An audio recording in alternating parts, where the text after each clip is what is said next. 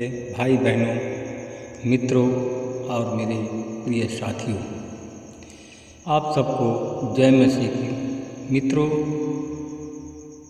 मैं आशा करता हूँ, मुझे पूरा विश्वास है कि आप सब लोग अच्छी तरह से होंगे, सेहतमंद होंगे।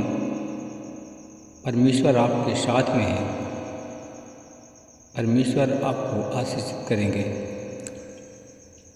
मित्रों, आज मैं फिर आप लोगों के सामने उपस्थित हुआ हूँ। मैं आज आपके लिए, आपके परिवार के लिए, आपके बच्चों के लिए प्रार्थना करूँगा। मित्रों, मैं सबसे पहले वचन बताऊँगा, फिर प्रार्थना करूँगा। मित्रों, आज का वचन है जो मैं आप लोगों के सामने लेकर के आया हूँ। पहला यूहन्ना 3 अध्याय का 8 वचन है। मैं इस वचन के द्वारा बात करूँगा, इसी वचन के आधार पर प्रार्थना करूँगा।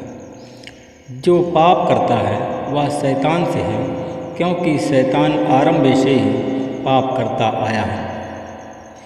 परमेश्वर का पुत्र इस अभिप्राय से प्रकट हुआ है कि वह शैतान के कामों को नष्ट करे।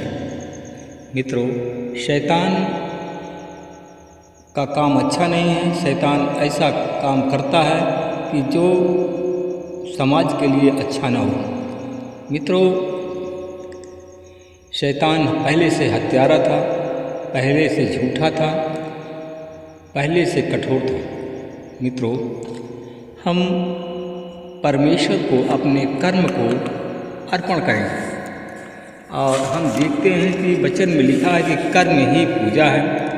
हम कर्म करेंगे तो चाहे जितना भी पाप हो, हमारे कर्म के कारण सारा पाप नष्ट हो जाएगा और हम दंड से बच जाएंगे। इसी प्रकार लिखा है, आरंभ कर्माणि कुर्वन्तानि भावंसचा सर्वाण्यो जे येद्धा तेमां भावे कृतक कर्मनाशः कर्मक्षय याति सा सत्यो अन्यः। मित्रों, इस वचन के द्वारा हमें संकेत मिलता है। हम श्वेताश्वर तत्रोपनिषद में हम देखते हैं कि इस मंत्र के द्वारा, इस वचन के द्वारा 6वें अध्याय में लिखा गया है कि और बताया गया है कि प्राणी अगर अपने सत्वादि कर्मों को समर्पण भाव से परमेश्वर को अर्पण कर दे तो वह उस कर्म फल से, चाहे वह अच्छा कर्म हो चाहे खराब कर्म हो, उसके परिणाम से, उसके दुष्परिणाम से मुक्त हो जाता है। उसके दंड से वो बच जाता है, उसके दंड से छुटकारा मिलता है। मित्रों, हम इसी भाव में के द्वारा परमेश्वर को हम प्राप्त कर सकते हैं। मित्रों, जो प्राणी सत्वादि गुणमय कर्म के आरंभ कर उन्हें समस्त भावों में परमेश्वर को अर्पण कर देता है, उनके संबंध का अभाव हो जाने से वह पहले के कर्मों का नाश हो जाता है। जो हमारा पहले का कर्म था, खराब कर्म, जो हमारे बुरे आचरण थे, हमारा जो पाप है वह नष्ट हो जाता है। मेरे भाई और बहनों, मित्रों, मेरे साथियों, उन कर्मों के नष्ट हो जाने पर परमेश्वर की प्राप्ति हो जाती है, परमेश्वर का आशीष मिल जाता है, परमेश्वर की दया की प्राप्ति होती है, क्योंकि अपने परम सत्य स्वरूप में तत्वतः वह उसमें से सबसे अलग है। मित्रों, जो भी मनुष्य अपने तीनों गुण, सतोगुण, रजोगुण, तमोगुण को करके उन्हें अपने अत्यंत विशिष्ट भावों को परमेश्वर को समर्पित करता है, उसके ऐसे करने से परमेश्वर को समर्पित दिए गए उन कर्मों का आत्मा से उसे कोई संबंध नहीं रहता। मित्रों, संबंध न रहने से उनके पूर्व कर्मों का नाश हो जाता है, पूर्व में पाप धुल जाते हैं, जिसके फलस्वरूप वह परमेश्वर को प्राप्त कर लेता है, परमेश्वर की आशीष को प्राप्त करता है। मित्रों, हम देखते हैं प्रभु यीशु ने कहा था,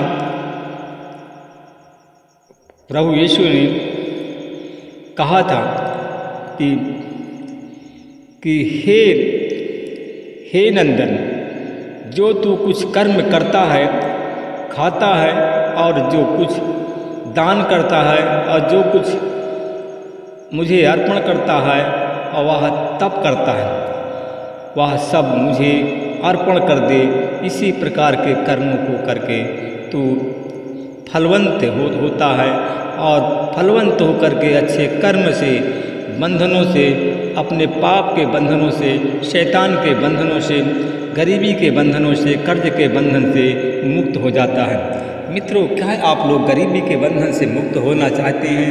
क्या पाप के बंधन से मुक्त होना चाहते हैं? मित्रों, हम एक दृष्टांत आपके बारे में एक दृष्टांत आपको बताएंगे, क्योंकि हम देखते हैं कि यिर्मयाह की किताब में लिखा है, एबेद मलेक नामक एक खोजा था। वह कूश देश का रहने वाला था। वह उस समय अपने भवन में था। जब उसने सुना कि यिर्मयाह अंधे कुएं में डाल दिए गए हैं, तब वह राजभवन के बाहर निकला और राजा के पास में गया। वह उस समय राजा बिन्यामीन द्वार पर न्यायासन पर बैठा हुआ था। मित्रों, उसी समय एबेद मलेक ने राजा से प्रार्थना किया, विनती किया कि महाराज, मेरे मालिक उच्च अधिकारियों ने यिर्मयाह को अंधे कुएं में डालकर बुरा काम किया। मित्रों, नबी ने अंधे कुएं यिर्मयाह अंधे कुएं में भूख से मर जाएंगे, नगर में भी रोटी का काल पड़ गया है।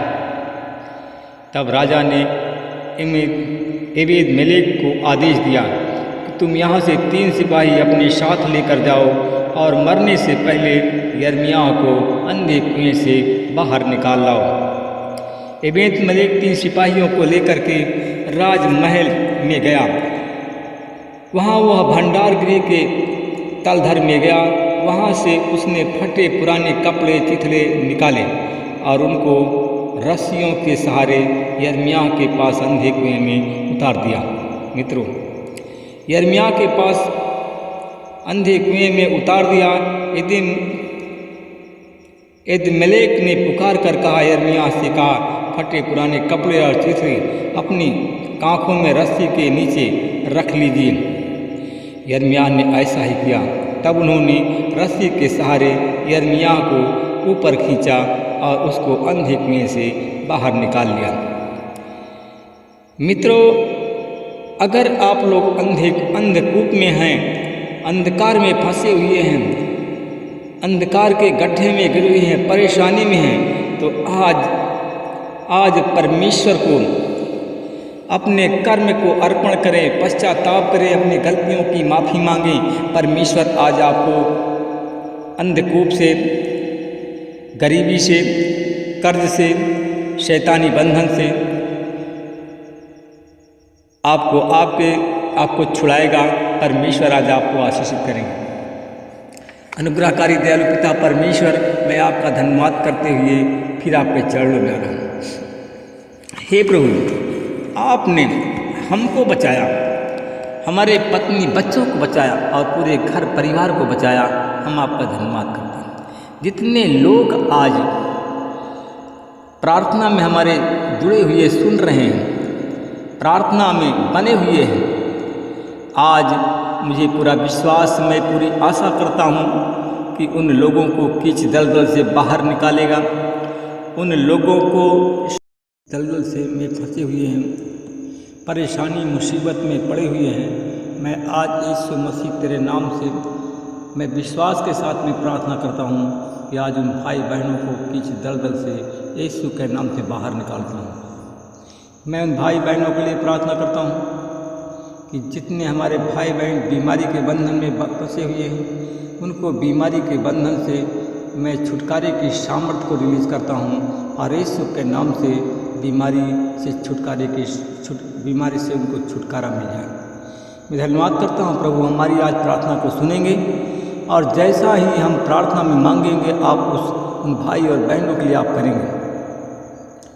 परमेश्वर पिता, मैं उन भाई बहनों के लिए प्रार्थना करता हूँ जितने लोग अपंग हैं, चल फिर नहीं सकते हैं, हमारे चैनल में अगर जुड़े हुए हैं, प्रार्थना सुन रहे हैं, तो यीशु मसीह के नाम से उनकी अपंगता यीशु मसीह के नाम से चली जाए और यीशु मसीह के नाम से लोग चंगे हो जाए।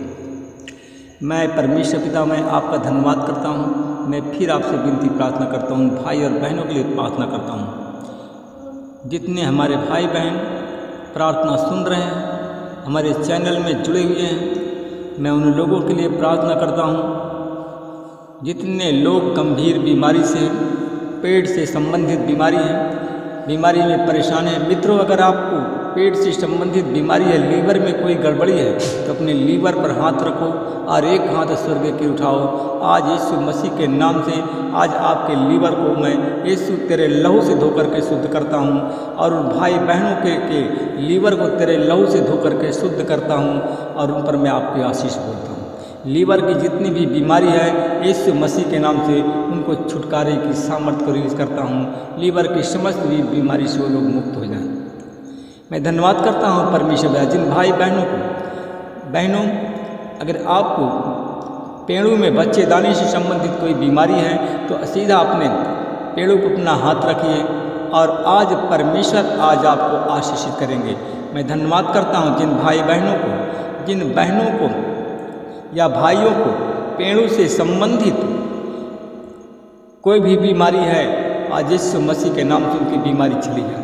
यीशु के नाम से लोग चंगे और जिनके गांठ है जिन बहनों के गांठ है बच्चेदानी में, अपने हाथ बच्चेदानी के पास रखें। उनकी गांठ आज यीशु मसीह के नाम से वो गलने जा रही है। यीशु के नाम से बच्चेदानी की गांठ गल जाए और वो लोग चंगे हो जाए। मैं उन बहनों के लिए प्रार्थना करता हूँ जो बांझ है, जिनके पास बच्चे नहीं हैं।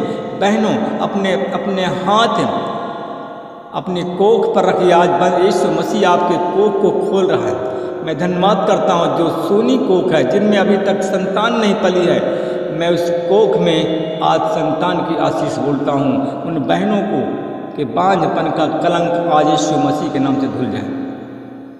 मैं उन गरीबों के लिए प्रार्थना करता हूँ, जितने गरीब हैं आज यीशु के नाम से वो धनी हो जाए। मैं धन्यवाद करता हूँ परमेश्वर पिता, आपने हमारी प्रार्थना को सुना, हाँ और आमीन में उत्तर दिया। जिन लोगों ने हमारे चैनल को सब्सक्राइब किया है, मैं उनके लिए निरंतर हमेशा दिन रात प्रार्थना करूंगा। परमेश्वर उनको हर एक मुसीबत से छुड़ाएंगे। आमीन।